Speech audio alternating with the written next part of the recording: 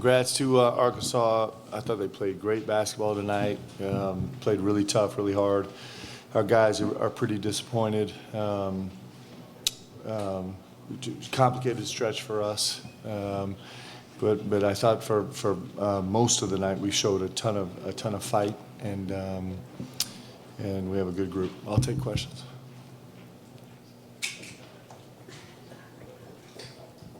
Mark, 13 threes for them, and both that uncharacteristic and also hit at a really high rate, which was uncharacteristic. Just what did you see there? And a lot of those were obviously open shots too. Yeah, I thought they shot it really well. I thought they did a nice job.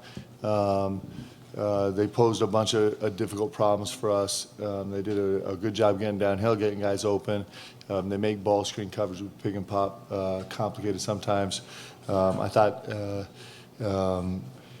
Davis did a nice job kind of being really aggressive in two-man game and coming off floppies, and they really did a terrific job making shots tonight. Coach, you guys opened the game at an 18-12 run, made some subs, and it just didn't seem to go right after that. How important is it to get back fully healthy and Andrew to be at full speed? And then do you wish you maybe would have done the subs a little different tonight, or was it just the pace of the game and the flow of the game? Yeah, I thought Andrew made some steps forward tonight. I was proud of him. It was the first time he kind of had any contact in a game where you could feel his presence a little bit. Yeah, if I, trying to figure out this guard rotation right now. And normally I've gone to sub one of these three guards out to start the rotation earlier. There was a little bit of there was high intensity to this game, but it was a little bit slower pace-wise, and so I thought maybe we could withstand it. But I probably needed to start that rotation a little bit earlier. I did feel like we ended up with three tired guys all at the same time. That's hard. Coach, over here, can you talk about the environment and what the fan base was like coming into this game? I mean, this was pretty big all around, and do you just want to take a second to kind of talk about the fans? Yeah, there's nowhere like it. There's just nowhere like it. Never ceases to amaze me. It was unbelievable. It was, so much juice in the gym, and it's BBN.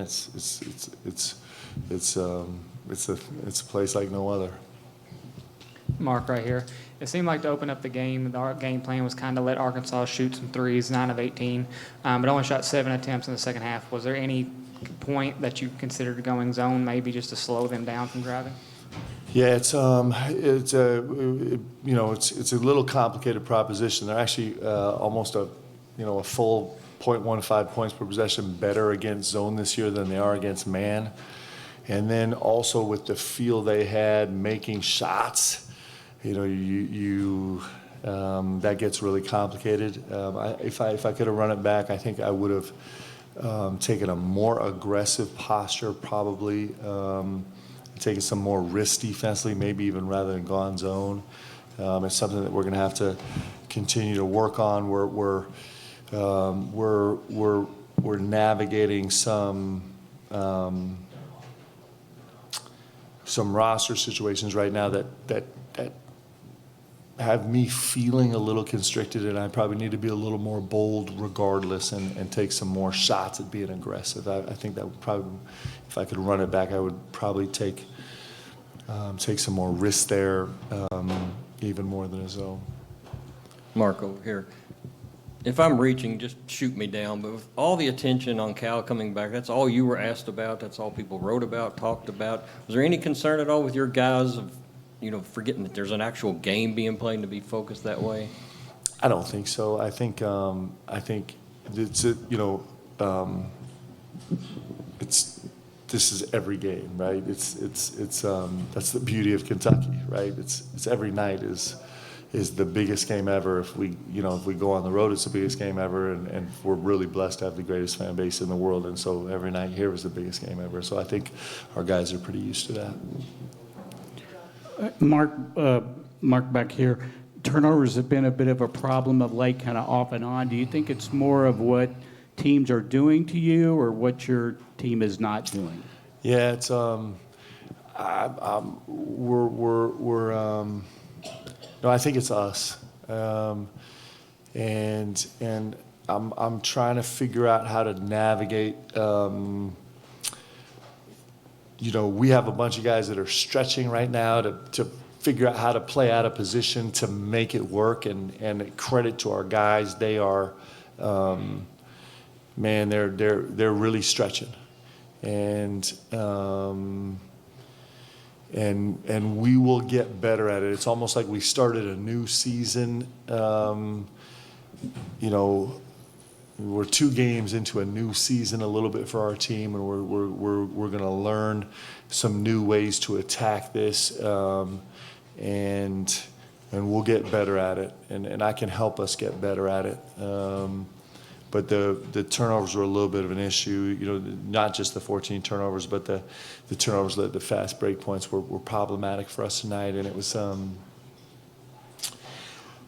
we're navigating this space, which this is not unique to us. It's everybody, but we're navigating this space, trying to keep it super simple, so that we can stay aggressive with guys playing new roles, and where we can also be aggressive and adjust. And so those 2 things sometimes fight against each other. I didn't do the best job finding answers with that tonight, and that's going to be an ongoing process. But like I've said 100 times, our guys are great at learning, and we'll continue to learn, and we'll figure this part out too.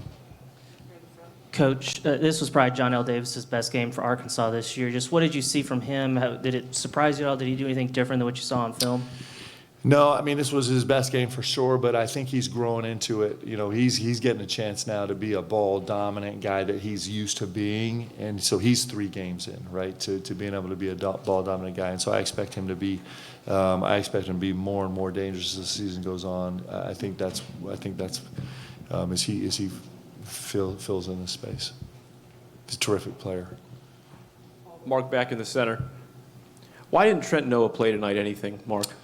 Yeah, it's Trent is actually super interesting to me. We're trying to, with Drew coming back and Ansley playing so well, I wonder if there's some space for Trent actually at the 3, and I think that's something to explore.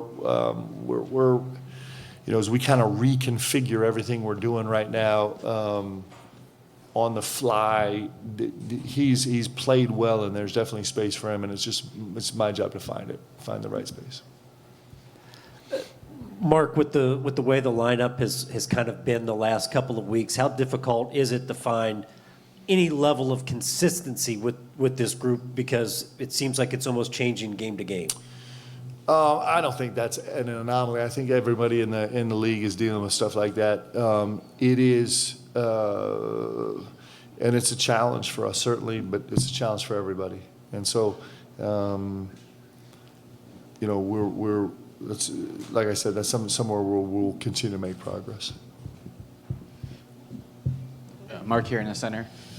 1-point game at halftime. Arkansas ended up scoring 12 of the first 14 points of the second half, in particular that run right before the under-16 timeout. Obviously, I know that probably wasn't the game plan that you guys discussed at half, but what did you see in terms of just them creating that separation to begin the second half that they kind of rode for the rest of the game? Yeah, I was disappointed with, as I reflect back, we've been an unbelievable team coming out of halftime. This was really our first poor run coming out of halftime. So, it's something we talked about as a staff just after we met. I don't know if, you always are evaluating energy, where energy sits, and we're kind of reflecting on, what we did at halftime that might have had us come out. We came out, not operating like we do after halftime. It was, and sometimes it's just an anomaly. Sometimes it's, sometimes you have a game like that, but that is concerning to me, because that's been a staple of us. We come out of halftime and we're great, and we were disappointing tonight, and that's a space where we've had great success, and I think we're pretty good. And I'm not sure the answer on that. I think you reflect about everything. about the weight guys are carrying, and about the energy, and about the conversation, the adjustments we had at halftime, and really truthfully, maybe it was just poor adjustments on my part.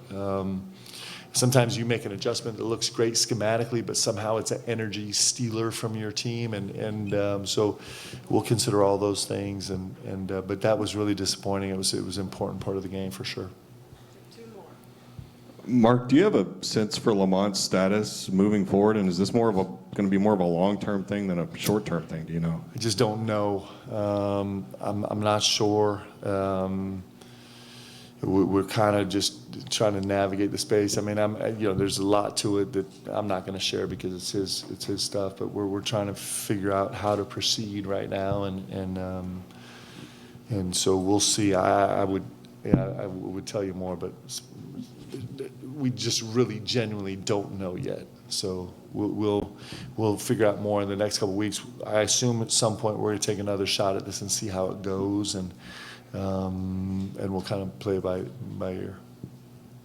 Mark, you have a roster full of guys used to winning a lot of games. You're sitting at 4-4. Any other year, any other league, that might be 7-1. Do you have to talk to the guys about 4-4, maybe the new normal this year? I think you predicted it was going to be a bloodbath. Yeah. Yeah, so one of the things that's beautiful about this league, guys, listen, this is, my guys were hurt. Like, my guys are really hurt in the locker room. They know what this building means. They know what this jersey means. They know, they see everything and hear everything, and they know what matters. And they're getting an up close look at how much it means to the people that they're playing for. And so I have a locker room that is down tonight. Is not down. Down's not the right word. As like hurt as we have all season long. And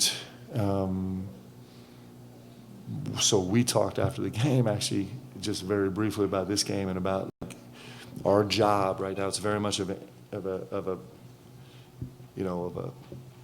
it's like we have to move to the next game. Like there can't be carryover. And so this grieving process that we go through, and for our guys, they care so much. It really is a grieving process, 5-step process.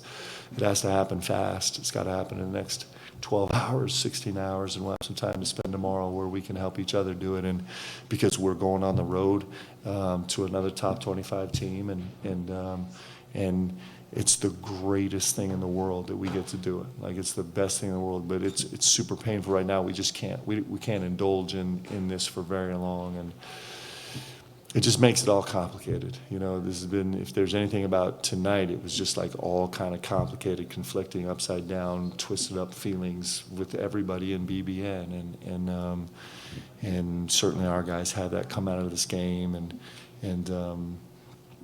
we got to race to clarity and race to the next one, because it's what this league is for sure.